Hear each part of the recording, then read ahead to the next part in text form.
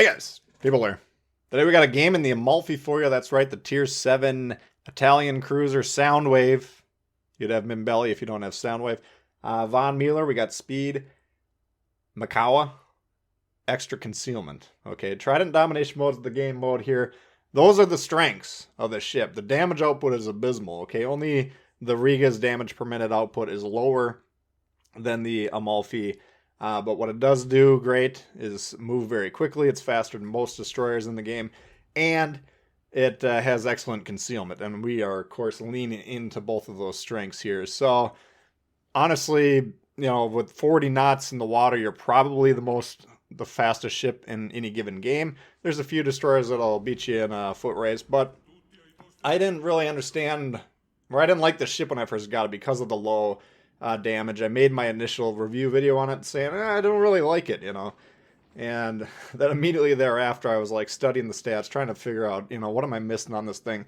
And then I'm like, okay, let's just go for getting into these advanced forward positions that normally people can't get early in the game. We'll use the speed, we'll use the concealment, and then when we get spotted, we got the rolling smoke. That'll help us get into these spots.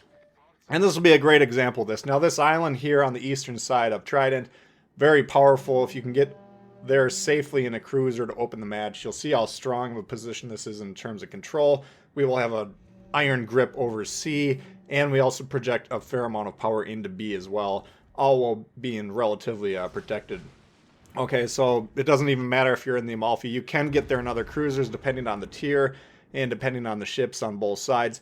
It's a little bit more risky though. Here we're basically going to get in there. We're only going to sustain one salvo that's really likely to hit us at all here. And keep in mind, look at the 40 knots in the water here. As soon as we shoot here, I think we will incur our smoke fire penalty.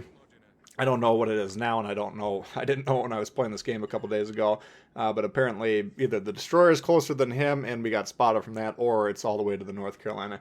Regardless, we're almost to our safe position here. We get one more shot off for our outgoing damage. There's some damage coming our way. Do take a bit of a hit, but nothing too serious there. And we just continue to move forward. We'll drop spot as we do there. And now we got the plane up. See what's going to happen here. We spot the destroyer. And we got all these ships over here that are like, okay, they're actually getting C and they have the numbers over here. It looks like Red's got pretty good control of C. But you'll see as this sequence unfolds here who's really in charge, okay?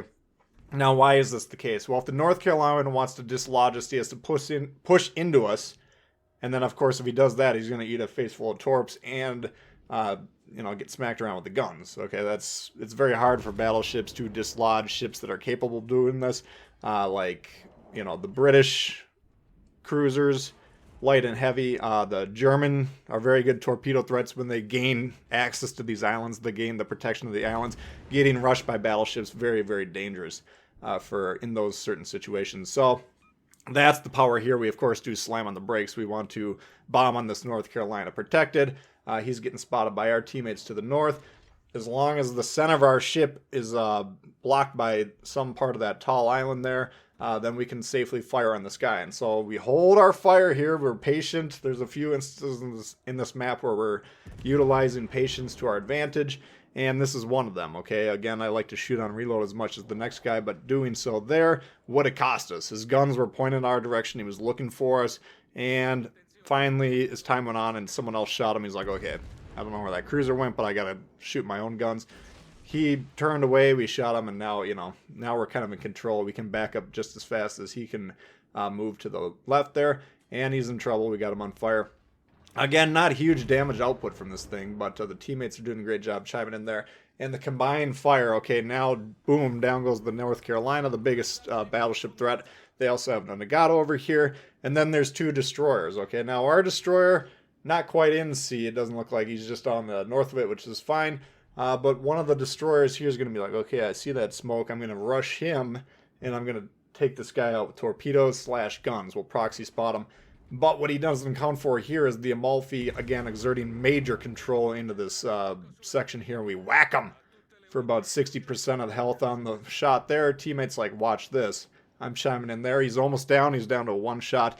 And he tries to pop the smoke, but it's too late. Mistakes were made, and boom, the destroyer goes ahead and takes him out. So that's the control we have here. Now we kind of saw the Gneisenau in the middle there. We're just going to take our time here, bide our time. We got cover. We can safely fire here again. We got the islands blocking here. And Gneisenau pressing into B. But look at the map control here. The blue team controls the west and it controls the cap. You might be saying to yourself, who controls the east? Well, red, clearly. They got the cap. But I would argue that they really have no control over here at this point in time. Once again, to dislodge me, they're going to have to make really risky plays. And due to the fact that the battleships to the north of me, anyone trying to push into me now, a big battleship or cruiser, would have to get a crossfire shot from him. So things are very dire over here. And it seems to me Nagato's long gone, right? So I'm thinking to myself, all right, we're down about 50 points now. We're tied in ships. Time to go ahead and fully exert control over this side. Go ahead and snag C. We'll push in there really quickly using our speed. We'll see what's going on. Do we get spotted by this destroyer or has he moved on? Because if he's lingering around here trying to ambush the battleship, for instance, or maybe keeping an eye out for me, if we can catch him close range, you saw how quickly we blasted the first destroyer, we'd love to do that to the next one here. Nagato, now we got a firm view on where he is. He's outside the blue ring, so we know as long as the destroyer isn't here, we can come around here unspotted and even move into the cap and capture it without getting spotted. So that's going to give us good information, because if we do get spotted, we can say, okay, destroyer is still over here. Let's use our tools and our speed to find them and get them out of here. But we're kind of still slow playing it here. Here's another instance of the patience. Now if I move forward into C, perhaps this Gneisenau manages to find me. And we can't really shoot at him because we'd be uncovered at this point in time. And we would like to get some more damage, help get him off the board. But if he moves like he does here, and we're in the middle of C, well, it's potentially he could spot us and maybe we get some shots from our team. So just slowing it down just a smidge here, waiting for him to get dropped just a little bit more in health. And now if we get spotted here, no big deal, right? Because basically all the red ships are confined to the B column, the two middle columns in the middle of the map. And the blue team now has firm map control. You can see how powerful it is. We got myself and another battleship here, and then the rest of our ships arrayed in the western third of the map, with the red team basically in the middle third of the map. So you can see how difficult that would be to get us off of that, right? If those ships, those red ships that were kind of all sitting on C, if they move into me one-on-one, destroyers will blow them up with guns, battleships will hit them with the torps. We can get a salvo of torps off both sides if we're running away from them and doing some gun damage. They might sink us at that point in time, but trading a battleship for a cruiser, I think that's usually a decent trade. Over the course of a match, a cruiser will typically do more damage, but battleships can have a lot more effect on the map control. So getting them off early, not a bad trade.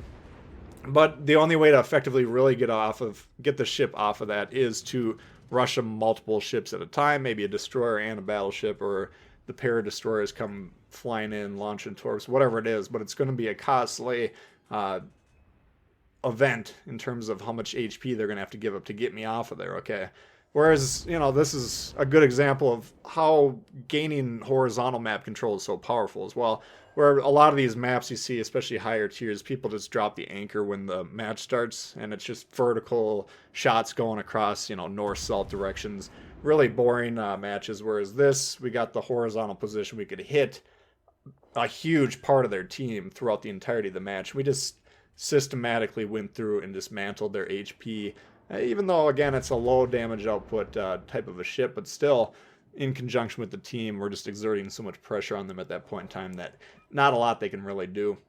And now, even though we're still tied in ships, and they're in fact still up on the score, it kind of feels like it's kind of a wrap-up mode, right? Here's where it gets a little bit dicey, though. Here's the Suzuki. We were trying to ambush him a little bit earlier, but elected to go back to the HE and help burn that battleship down. But now Suzuki is coming in, and he's going to do a pretty good job angling. He keeps, every time he flashes me the broadside, we get the AP going. Then he closes the angle just as we shoot. And the peril comes not only from the Suzuki, high damage output ship, but the fact that he's got a Trillion Strasbourg there. So now that makes angling a little bit more precarious. Now, luckily for me, the Strasbourg is going to be occupied. I don't think he's actually paying attention to us in the sequence, but the threat of the battleship is the power of the battleship, right? Because let's say the Suzuki launches torps and I have to turn towards those torps. What if my broadside stuck towards that battleship? He notices, boom, I'm dead. Okay, so even if we're winning these gunfights here, which we're going to be doing a pretty decent job of. You know, the threat of that battleship whacking me in the sides, which he could do at the moment if he was paying attention over here. That's kind of the power of that position. So Kiev pops up, the last remaining destroyer. Of course, we're going to prefer to target him as well.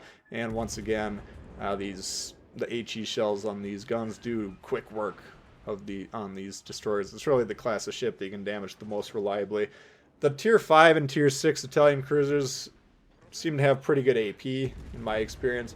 And going into the tier 7, I thought that would continue to be the case here, but the AP is just not that good on this ship. I can't get it to work, personally. I think it's lacking on the lack of the SAP shells, which I'll admit I don't fully understand how they work, but I think, you know, the way this ship is configured right now, it just can't do enough damage for me to ever fully embrace the Amalfi as a ship I want to play all the time. But I do like using it like this, you know, getting into spots early in the games and being like, okay, you get me out of here.